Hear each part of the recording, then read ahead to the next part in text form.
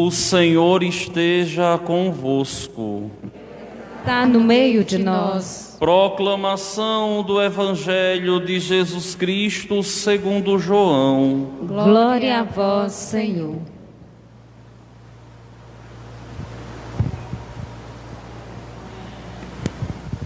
Depois de lavar os pés dos discípulos, Jesus lhes disse: em verdade vos digo, o servo não está acima do seu senhor, e o mensageiro não é maior que aquele que o enviou. Se sabeis isto e o puserdes em prática, sereis felizes. Eu não falo de vós todos, eu conheço aqueles que escolhi, mas é preciso que se realize o que está escrito na Escritura. Aquele que come o meu pão levantou contra mim um calcanhar. Desde agora vos digo isto, antes de acontecer, a fim de que, quando acontecer, creiais que eu sou. Em verdade vos digo, quem receber aquele que eu enviar, me recebe a mim. E quem me recebe, recebe aquele que me enviou. Palavra da salvação. Glória a vós, Senhor.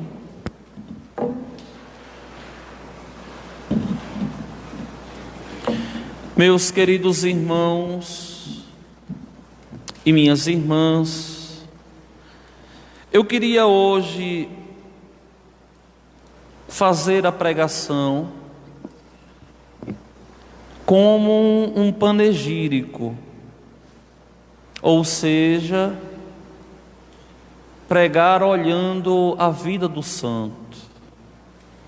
É algo que comumente eu não costumo fazer. Prefiro pregar a partir da palavra de Deus. Mas essa santa que a igreja hoje celebra, padroeira da Europa, padroeira da Itália, é uma das santas interessantes da igreja. Primeiro, que Santa Catarina era leiga, não era freira, não era monja.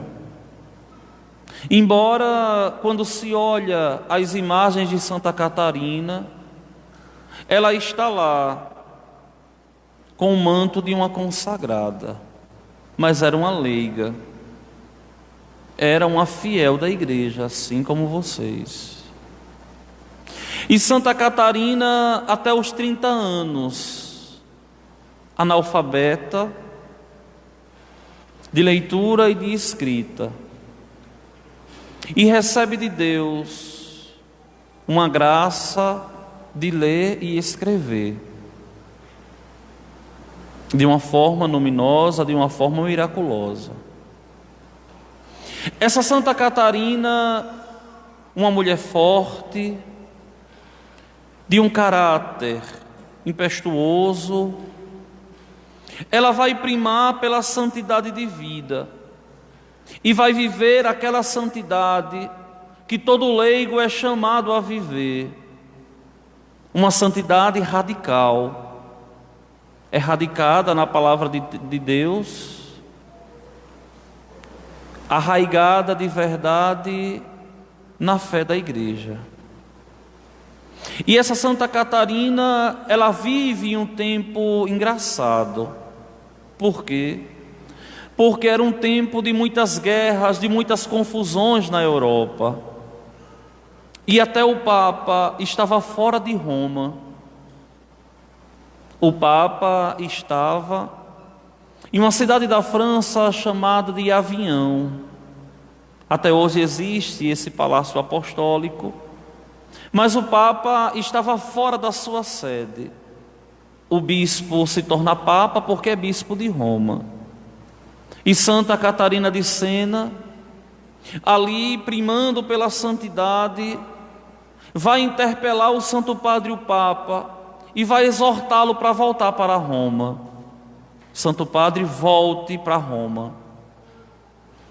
Aquilo ali foi visto no primeiro momento como algo totalmente descabido, como uma mulher, uma fiel, vai exortar o Santo Padre, o Papa, e ela assume com dignidade ali a conversão da cúria, ela assume com dignidade ali a volta do Santo Padre para Roma. O seu lugar é lá, volte para lá.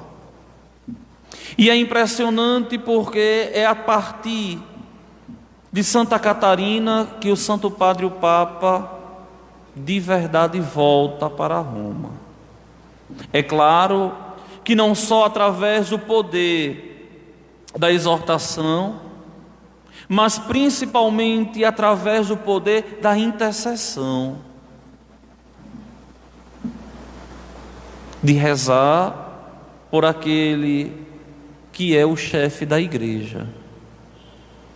Muitas vezes as pessoas, elas têm uma concepção de que o sacerdote, de que o bispo não precisa de oração. Todo mundo quer que o padre reze, mas tão poucos lembram de rezar pelo padre, tão poucos lembram de rezar pelo bispo, e tão poucos lembram de rezar pelo Santo Padre, o Papa. Só que é importante que vocês se entendam que a nossa força vem da oração, da nossa comunhão com Deus, mas principalmente da intercessão do povo por aqueles que dirigem e conduzem a igreja. Santa Catarina, em uma de suas cartas, ela diz que contemplou em um sonho o inferno, com tantas mitras, tantas estolas, tantos paramentos lá. Talvez seja a santa mais audaciosa com o clero e com os religiosos. E aquilo ali escandalizou. Mas mais do que as palavras de Santa Catarina, o que escandalizou foi o que ela viu, os religiosos no inferno. Por quê? Porque nenhum homem de Deus consegue permanecer de pé se não existir uma numerosa multidão capaz de rezar e interceder por ele, para que ele não seja de verdade atacado pelas artimanhas de Satanás, para que ele de verdade esteja sempre em Deus. E Santa Catarina de Sena é um grande exemplo para todos os fiéis leigos na responsabilidade espiritual com os pastores, para que a Igreja de Jesus Cristo permaneça ela sempre de pé, para que a Igreja de Jesus Cristo possa de verdade ser fiel a Ele, ao seu Senhor. E a fidelidade da Igreja passa obrigatoriamente pelo altar. Todos vocês são chamados a levarem uma vida santa, e levando essa vida santa, intercederem pela igreja, intercederem pelo padre, intercederem pelo bispo, intercederem pelo Santo Padre e o Papa. Por quê? Porque aqui existe uma mística tão grande, a mística da comunhão dos santos, da intercessão do povo de Deus. Quando o Santo Padre, o Papa Francisco, foi eleito,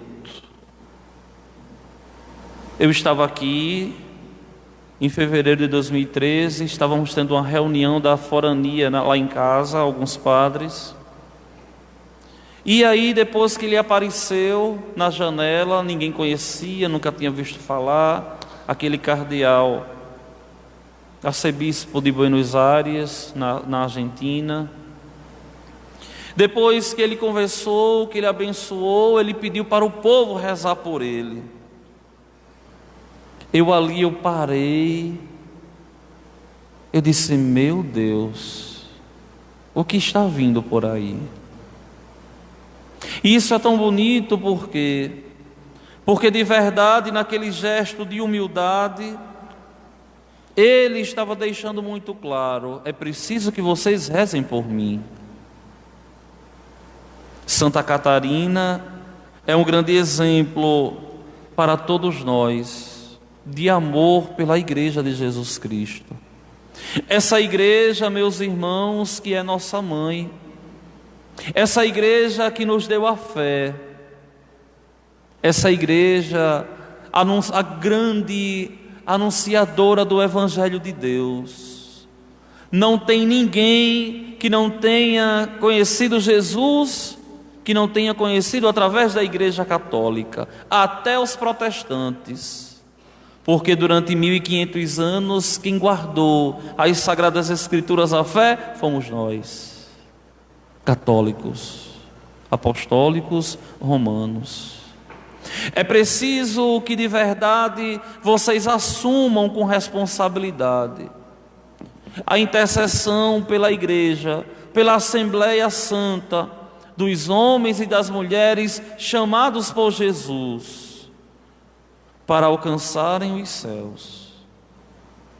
É claro que muitas vezes vocês não levam a sério a questão da intercessão pela igreja, mas é preciso interceder, sim. É preciso rezar por nós que estamos à frente da igreja, por aqueles que estão se preparando para o sacerdócio, por aquele que nos dirige, o nosso bispo diocesano. É preciso rezar pelas pessoas de boa vontade que rezam na igreja, que intercedem, que fazem a igreja permanecer de pé. E é tão bonito ver e contemplar a experiência de tantos vocês, uma experiência de crescimento de fé. Olha, hoje, depois que eu rezei, depois que eu me alimentei pela manhã, fui fazer um monte de coisa da nossa diocese. E organizando umas atas, umas documentações, umas coisas para uma reunião amanhã, eu respondendo uma pessoa no WhatsApp, eu contemplei um status lá. Uma mãe, que foi uma das nossas ancilas da paróquia, com uma foto do filho, e dizia assim: quando é que você vai decidir ser padre? E ria. Mas aquilo ali me deu uma alegria tão grande no coração. A mãe, que foi uma das nossas ancilas aqui no altar da nossa paróquia, ao contemplar o seu filho pequenininho, questionando: quando você vai dar o sim para ser padre? E eu parei, pensei, disse: mas meu Deus, que coisa bonita, que coisa bonita. Aí parabenizava, já tinha falado com a mãe por esses dias, perguntando como é que estava, parabenizando, lembrei, eu perguntei por ti essa semana, e aí ela me dizia assim, por mensagem também: ô padre, mas eu tenho uma vontade tão grande que o meu filho fosse padre.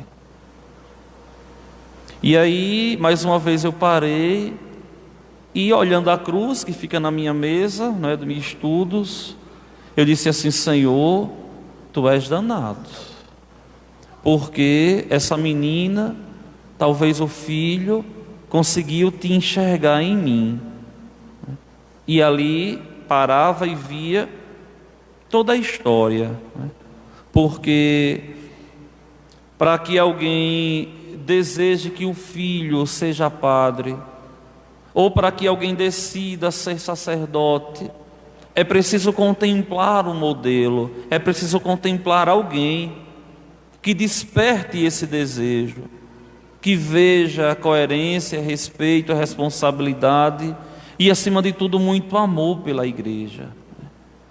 Meus queridos irmãos e minhas irmãs, nós não podemos brincar de fé, nós não podemos brincar de igreja. É preciso que nós levemos a sério a nossa igreja como uma igreja de comunhão, de diálogo, de oração. É preciso que todos nós rezemos mais e que deixemos uma vida tacanha, muitas vezes uma vida tão fraca na fé. E tantos querem levar a vida de qualquer jeito. Olha, muita gente, eu me orgulho muito, nesses 10 anos e quase 3 meses que eu estou aqui, ou melhor, 10 anos, 2 meses e 20 dias, hoje é 29, não é? 10 anos, 2 meses e 20 dias, daqui a 10 dias faz 3 meses que eu estou aqui com vocês. Mas eu consigo contemplar, graças a Deus, tantas mulheres de oração, tantos homens de oração, tantos jovens de responsabilidade com a fé, que estão conseguindo enxergar a vida com um olhar de fé. E isso é louvável aos olhos de Deus. Consigo contemplar pessoas que, quando cheguei nessa paróquia, praticamente não vinham à missa de modo algum. E consigo contemplar pessoas que hoje dizem assim: padre, eu não consigo mais viver sem a igreja. Isso é santo, isso é belo. Consigo contemplar pessoas que se esforçam de todas as maneiras para servir a Deus, perdendo a vergonha, lutando para fazer as coisas com dignidade, muitas vezes cansado do trabalho, da labuta do dia a dia, e ainda vai mandar uma escala, ainda vai preparar uma coisa, ainda vai ligar para um, ainda vai atrás de outro. E isso mostra de verdade o crescimento e amadurecimento de tantos. Mas também é muito triste a gente ver quantos em 10 anos não conseguiram crescer, estão do mesmo jeito, continuam frios da mesma forma, continuam preguiçosos para aquilo que é evangélico, para aquilo que é santo, para aquilo que é divino. É claro, minha gente, que todos nós estamos caminhando rumo aos céus, uns mais rápido, outros mais devagar. Uns caminham com mais pressa na santidade, outros vão mais devagar. Alguns tantos vão caminhando, caem, se levantam, vão de novo. Outros tantos são tão protegidos por Deus, que Deus, nosso Senhor, muitas vezes nem permite que o homem peque. E isso daqui é uma das coisas que mais me encanta na fé católica, que Deus também nos protege, para que não possamos muitas vezes cair em certos pecados. Por quê? Porque o nosso Deus é um Deus ciumento. Quer de verdade que nós possamos dar aquilo de melhor que nós temos por Ele, para Ele. E aquilo que de melhor nós temos para oferecer a Deus é uma retidão de vida, é uma coerência de vida, não na hipocrisia, mas no esforço diário de querer ser totalmente de Deus, de querer assumir de verdade o compromisso de ser de Deus, de querer de verdade crescer na amizade com Deus. Como eu vi a experiência ao longo desses meses de pessoas se acordando para rezar de madrugada. Algumas me diziam assim: ô padre, uma me disse assim: padre, o senhor já falou tanto isso para mim, já falou tanto isso para a gente na igreja, mas foi preciso alguém de fora falar para eu poder fazer. Um retiro que estava sendo pregado aí às 4 horas da manhã, né? E eu dizia: que bom que você enxergou, né?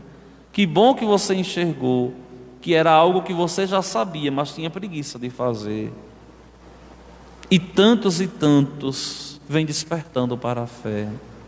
Mas é preciso, meus irmãos, crescermos mais em santidade. É preciso crescermos mais na fé, na esperança e na caridade. E assim podermos de verdade caminhar rumo aos céus. Não adianta querermos viver de qualquer jeito. É preciso, abrindo o nosso coração, ter a alegria de sermos todos de Deus.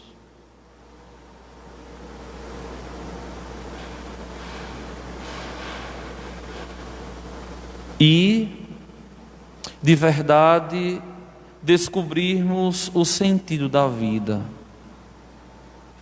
Por esses dias, eu escutei uma pessoa que me dizia assim, desse jeito assim: padre,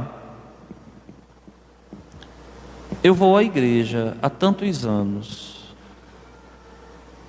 mas eu não sinto tanto amor pela Eucaristia. Eu não sinto amor assim tão grande como eu vejo pela Eucaristia. E começou a apontar algumas pessoas da comunidade, né? Eu queria ser como fulano, eu queria ser como fulana.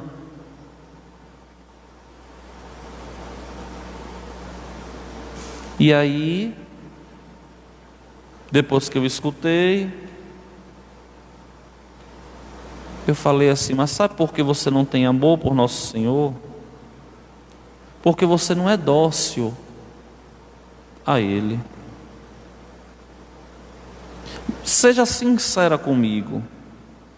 Quando foi a última vez que você foi em uma adoração na igreja? Aí a pessoa disse assim: ô padre, tem muitos anos que eu não vou na adoração. A missa, o senhor sabe que eu vou, mas a adoração eu não vou.